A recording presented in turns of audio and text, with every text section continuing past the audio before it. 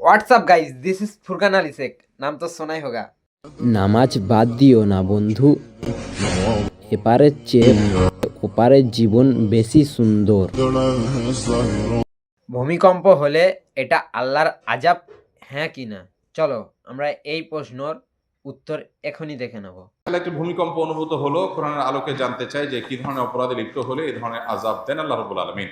প্রথম কথা হলো যে ভূমিকম্প বা কোনো ডিজাস্টার হলে, কোনো দুর্যোগ, প্রাকৃতিক কোনো দুর্যোগ হলেই যে সেটা আল্লাহর আযাব হিসাবেই সবসময় আমাকে ট্রিট করতে হবে, ধরতে হবে, এটা জরুরি বা আবশ্যক না। আমাদের বেশিরভাগ মানুষেরই চিন্তাধারা হলো যে কোনো অসুবিধা আসলেই সেটাকে আল্লাহর আযাব হিসাবে আমরা চূড়ান্তভাবে নিরূপণ করি। কোনটা আল্লাহর আযাব, কোনটা আল্লাহর আযাব না, এটা নবী রাসূলরা থাকলে তারা নিরূপণ করতে পারে। যে কোনো বিপদ আপদ, যে কোনো মুসিবত আল্লাহর পক্ষ থেকে পরীক্ষা হতে পারে, আবার আযাব হতেও পারে। এখন কোনটা আযাব, কোনটা আল্লাহর পক্ষ থেকে পরীক্ষা, কোনটা আল্লাহ কি জন্য করেছেন সেটা তো আমি জানি না। আমি কিভাবে নিরূপণ করব? একজন মানুষের জীবনে বিপদ এসেছে, কোন একটা বিপদ এসেছে, হতে পারে তার এই বিপদটা তার মর্যাদা বৃদ্ধি করবার কারণ, হতে পারে তার এই বিপদটা পরীক্ষা স্বরূপ, হতে পারে তার এই বিপদটা তার কোনো পাপের ফসল। কিন্তু আমি বলে দিতে পারি না চূড়ান্তভাবে যে এটা পাপের ফসল অবশ্যই। এই জিনিসটা আমাদের মাথায় রাখতে হবে। অনেক সময় দেখা যায় সমাজে একজন মানুষ বিপদে পড়ছে, তখন আমরা ধরে নিই যে নিশ্চয়ই কোনো খারাপ কাজ করছে, নাহলে বিপদ হলো কেন। অথচ খারাপ কাজ করলেই শুধু কি হয় না, বিপদ হয় না। আছে না? এই জন্য এটা একটা মৌলিক বিষয় আমাদের মাথায় রাখতে হবে। দ্বিতীয় কথা হলো, ভূমিকম্প পৃথিবীর সেই প্রাচীন কাল থেকে, শুরু থেকেই নানা সময় হয়েছে। কোরআন কারিমে একটা সূরা আছে, সূরা জিলজাল, নাম হলো ভূমিকম্প। সূরার নামই হলো ভূমিকম্প।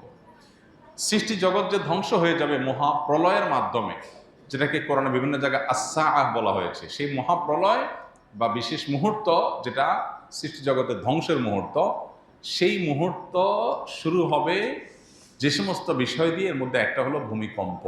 কিয়ামতের বড় যে 10টি আলামত আছে, এর মধ্যে একটা আইটেম হলো ভূমিধস।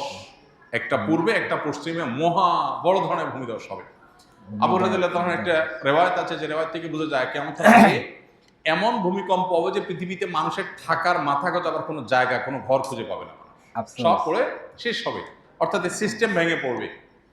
তো ভূমিকম্পের বিভিন্ন রূপ আছে, তবে কিয়ামতের কাছাকাছি সময়ে হাদিসে আসছে ওয়াতাকফিরুজ জিলজাল, ভূমিকম্পের পরিমাণ কিয়ামতের কাছাকাছি আসলে পরিমাণে বাড়বে, মাত্রা বাড়বে। এর বৈজ্ঞানিক বিভিন্ন ব্যাখ্যা আছে, কেন হয়, কি জন্য হয়।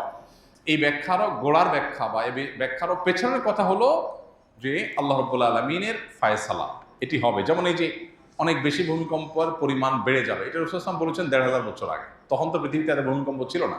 এখন আস্তে আস্তে দিন দিন যে বাড়ছে, ওনার কথা তো খাটছেই।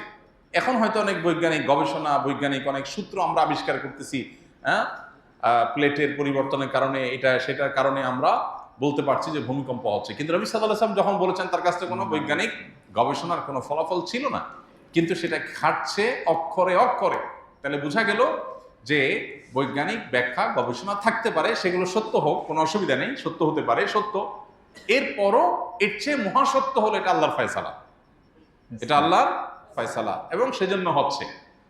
বৈজ্ঞানিক যুগ বিয়োগ ব্যর্থ হয়ে যেতে পারে, ভুল প্রমাণ হয়ে যেতে পারে, আল্লাহর ফয়সালা ভুল হওয়ার কোনো সুযোগ নাই। এই জন্যই তো দেখা যায় এই যে কোভিড-19 সময় আমরা দেখেছি অনেকে পরিপূর্ণ নিরাপদ জায়গায় ছিলেন, আবার কোভিডে আক্রান্ত হয়ে গেছে। আরেকজন সারাক্ষণ কোভিডের রোগীর কাছে ছিলেন, তার কিছুই হয় নাই। তাহলে বৈজ্ঞানিক যুক্তিতে একজন লোক সেফ ছিল, সে তো ভালো থাকার কথা, কিন্তু ভালো থাকে না, তাই না? এই জন্য আল্লাহ রাব্বুল আলামিন কি চাচ্ছেন সেটাই বড় জিনিস। আমরা বিভিন্ন কারণ আবিষ্কার করতে পারি, ডেফিনেটলি সে কারণ আবিষ্কার করব, সতর্ক থাকবো, বোঝার চেষ্টা করব, এগুলো কোনো সাথে কোনো হাদিসের কন্ট্রাডিক্টরি নেই। কিন্তু বিশ্বাসের জায়গা হবে সেটাই যেটা আল্লাহ তাআলা ফয়সালা করে রেখেছেন। এই জন্য ভূমিকম্পের এই সমস্ত পরিস্থিতিগুলো আল্লাহ তাআলার আয়াত, আল্লাহর নিদর্শন সমূহ বলতে পারি। আল্লাহ তাআলা কোরআনে কারিমে বলেছেন যে আল্লাহ তাআলা যে নিদর্শন নাজিল করেন, সেই নিদর্শনটা মানুষকে সতর্ক করবার জন্য নাজিল করেন। অতএব আমাদেরকে সতর্ক হতে হবে, এবং এই সমস্ত ভূমিকম্প আমাদেরকে সতর্ক করে যে আমরা যে কোনো মুহূর্তে দুনিয়া থেকে চলে যেতে পারি। বিধায় আমাকে প্রস্তুত থাকতে হবে সব সময়, তওবা, ইস্তেগফার, আল্লাহর দিকে রুজু হওয়ার জন্য কোনো অপেক্ষা নয়। এখনই এই মুহূর্তে আমার তওবা করে ফেলতে হবে, হতে পারে এর পরের মুহূর্তে আমি আর সুযোগ পাবো না। দুনিয়াটা যে খুবই ক্ষণস্থায়ী, এটাকে আমরা যতটা পার্মানেন্ট মনে করি, যেভাবে এটার জন্য আমাদের প্রিপারেশন থাকে, তাতে মনে হচ্ছে অনন্তকাল থাকবো, সেটা যে ভুল, এটা আল্লাহ তাআলা এই সমস্ত ঘটনার মধ্য দিয়ে আমাদেরকে বারবার করে বার্তা দেন, স্মরণ করান। নবী রাসূলরা এসে যে কাজটি করাতেন, স্মরণ করাতেন সেটি। অতএব আল্লাহ তাআলা আমাদেরকে এগুলো থেকে শিক্ষা গ্রহণ করবার তৌফিক দান করুন। আমিন।